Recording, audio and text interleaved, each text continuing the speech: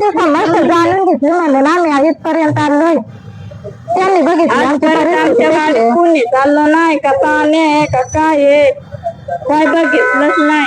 या स्वप्नील जवळ सांगितलं निवेदन देण्यासाठी आलो होतो. विषय असा होता की कडूस मधले कुशीदार एक वस्ती आहे, ठाकर वस्ती. पिढ्या पिढ्या हे लोक त्या ठिकाणी वास्तव्य करतात, परंतु त्यांना जे पिण्याचं पाण्याचा नळ असतो, नळ आज प्रत्येक अधिकाऱ्याच्या दारात आहे, जिल्हा परिषद असेल पंचायत समिती प्रत्येक अधिकारी दारात आहे, पण त्यांना पिण्याच्या पाण्यासाठी नळच उपलब्ध नाही. त्यामुळे या ठिकाणी निवेदन दिलेलं आहे आणि साहेबांनी आमचं मान्य केलं आहे, प्रत्येकाला नळ कनेक्शन या ठिकाणी देणार आहे. परंतु त्यावेळेस तिथं आंदोलन चालू होतं. आमचं आंदोलन चालू असताना त्या ठिकाणी संजय घनवट हे तिकडून गाडी घेऊन आले आणि त्यांचे बंधू पण आले, संदीप घनवट. ते आमच्या बॅनरवरती नाव होतं, बॅनर दाखवतो की जिल्हा परिषद सदस्य आणि पंचायत समिती सदस्य यांनी नळ कनेक्शन द्या, पाणी द्या. मुळात संजय घनवट हे काही सदस्य नाही, त्यांची भाऊज आहे, तो संदीप घनवट यांची बायको आहे. परंतु त्यांनी काही इथं बिडू साहेबांपुढे पण आले, बिडू साहेबांना पण म्हणले तिथं पण शिवीगाळ झालेली आहे, त्या कार्यालयात पण शिवीगाळ झालेली आहे, त्या साहेबांकडे तरी काढा. आमच्या आंदोलनात व्यक्ती आणलेला आहे आणि माझं मी गोरगरीब साठी लढतोय, त्याला माहिती माझ्यामुळे आपल्याला कनेक्शन आलं. एवढ्या दिवस हे होते, यांनी माझ्यांचं म्हणणं आहे की आमची नावं घेऊ नका. म्हणजे कार्यालय कशासाठी खुलले? आज आम्ही जे आंदोलन उभं केले, पंचायत समिती सदस्यांची नावं टाकूनच, आमदार खासदारांची नावं टाकूनच आम्ही नाही मागणार ना. या गोरगरिबांसाठी कोण वाढली? मग जर आम्हाला बाबासाहेबांनी 1919 बी कायद्याने जर अधिकार दिला असेल या ठिकाणी लढायच्या आणि यांच्या मागे, तर त्यांना स्वतः विचारा. मी लढलो म्हणून आज नळ कनेक्शन आलं. याच्या अगोदर पण एक आदिवासी वस्ती होती, त्या ठिकाणी पण मी लढलो म्हणून नळ कनेक्शन आले. आज हे निवेदन दिलं, या ठिकाणी 2-3 गोष्टी झाल्या, बोललो आणि ते डायरेक्ट आले संजय घनवट आणि डायरेक्ट त्यांनी इथं तडाखा लावला की तू कोण रे, काय रे, हे रे, ते रे. मला सगळे पुरेशी भाषा करता येत होती, परंतु माझं या ठिकाणी निवेदन द्यायचं काम होतं म्हणून मी या ठिकाणी काय बोललेलो नाही. पुढच्या वेळेस माझं आपल्या चव्हाण साहेबांना, PSI साहेबांना विनंती आहे की अशी आम्ही जर गोरगरिबांसाठी आवाज उठत असेल, असे जर कोण आम्हाला धमक्या देत असेल, याची तुम्ही तात्काळ दखल घ्या. गोरगरिबांचा आवाज मग कसा पोहोचवणार?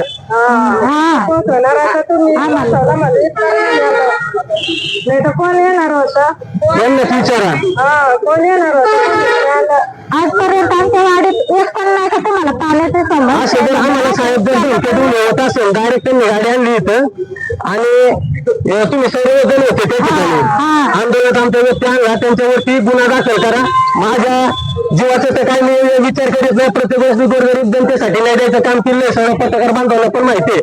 इथून कलेक्टर ऑफिसला पण आंदोलन केलं होतं, जमिनी त्यांच्या सामन्याचं, पाण्याचं, कोणाचं असं दवाखान्याचं कसली पण आंदोलन असतं, गोरगरीब जनतेला नाही द्यायचं काम करतोय. परंतु हे लोक मला आज दमदाटी करायचं म्हणजे कार्यालय त्यांनी आमची नावं नाही हे करता, असं कार्यालय त्याच्या आईच्या पाय घालून हे करीन ते करीन, त्या बिडूच्या तिथे बिडू साहेबांच्या तिथे असा उल्लेख झालेला आहे. जर माझ्यासारखा सर्वसामान्य कार्यकर्ता जर न्याय देण्यासाठी लढत असेल तर जनतेने पण हे पाहावं आणि साहेबांना प्रत्येकाने सांगावं. मी फेसबुक लावला, माझे व्हिडिओ टाकत असतोय.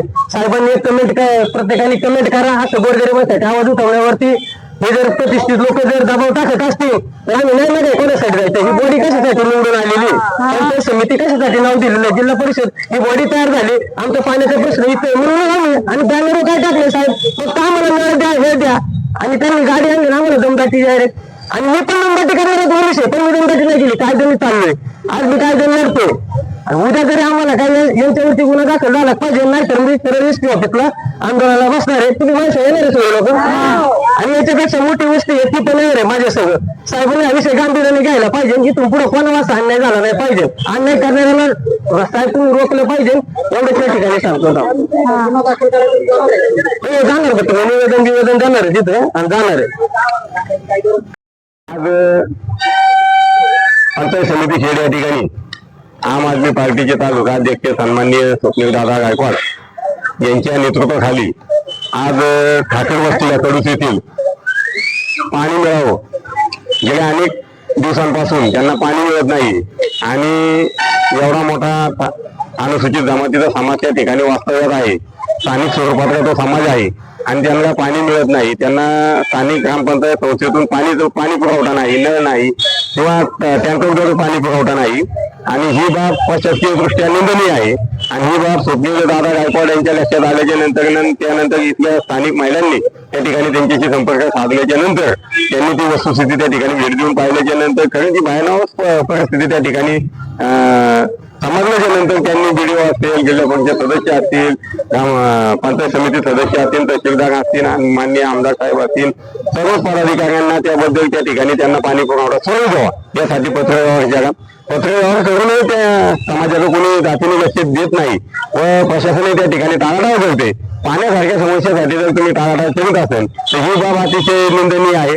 शासन दृष्टिकोनातून ती चांगली नाही, म्हणून त्यांनी या प्रशासनाचं या गोष्टीकडे, या घटनेकडे लक्ष वेधून घेण्यासाठी त्यांनी आज खेड तालुका पंचायत समितीच्या समोर या ठिकाणी जाहीर निवेदन देण्याचा कार्यक्रम, आंदोलन करण्याचा, पत्र निवेदन देण्याचं या ठिकाणी आयोजन केलं आणि त्यावेळेस त्या ठिकाणी संबंधित BDO साहेबांनी या ठिकानी त्यांना भेट येऊन आश्वासन दिले की तात्काळ आम्ही ग्रामपंचायतच्या माध्यमातून त्या ठिकाणी पाण्याची सोय करतो. परंतु या महिलांचं आणि या जनमानसांचं आणि आंदोलनकर्त्यांचं, निवेदनकर्त्यांचं म्हणणं एवढंच आहे की पाणी हा भारतीय राज्यघटनेमध्ये अन्न, वस्त्र, निवारा आणि पाणी हा मूलभूत हक्क आहे आणि याच्यासाठी प्रशासनाची निर्मिती केलेली आहे. राज्यघटनेने या ठिकाणी प्रशासकीय रचना त्या ठिकाणी निर्माण केलेली आहे. राजकारणाच्या पदाधिकाऱ्यांसाठी पुढे इलेक्शन झाले तर चढाओढ लागते, परंतु सर्वसामान्यांना त्या ठिकाणी मूलभूत हक्क देण्यासाठी यांच्या चढाओढ दिसत नाही. जो तो आपल्या फायद्यासाठी राजकारण करताना दिसतो. परंतु अशा गरीब लोकांना आणि जास्त करून महिलांना, नारी शक्तीचा हा देशामध्ये, केंद्रामध्ये, राज्यामध्ये जे सरकार आहे ते सातत्याने सांगतंय की आम्ही सर्वसामान्यांचं सरकार आहे, महिलांसाठी अग्रगण्याचं सरकार आहे. पण ह्या महिलांना जरा यांच्याकडे आपण माध्यमांनी या ठिकाणी महाराष्ट्राला दाखवावा, देशाला दाखवावा की या ठिकाणी या महिलांना पाणी नाही. यांनी त्यांच्या प्रतिक्रिया या ठिकाणी तीव्र स्वरूपात दिलेल्या आहेत आणि त्यांना हाना त्यांचा मोकळा जातोय आणि ही बाब जर अतिशय या तालुक्यामध्ये घडत असेल तर ही अतिशय निंदनीय आहे. आता BDO साहेबांनी या ठिकाणी आंदोलनकर्त्यांना या ठिकाणी पत्र दिले की आम्ही हे तात्काळ या ठिकाणी पाणी पुरवठा या ठिकाणी टँकरद्वारे, नाळाद्वारे सुरू करतोय, परंतु हा तात्पुरत्या स्वरूपाचा आहे आणि तात्पुरत्या स्वरूपाचा हा पाणी पुरवठा हा चांगला नाही, हा निषेधार्थ आहे. त्यामुळे लवकरात लवकर प्रशासनाने या ठिकाणी या ठाकर वस्तीला तात्काळ पाणी पुरवठा त्या ठिकाणी उपलब्ध करून द्यावा.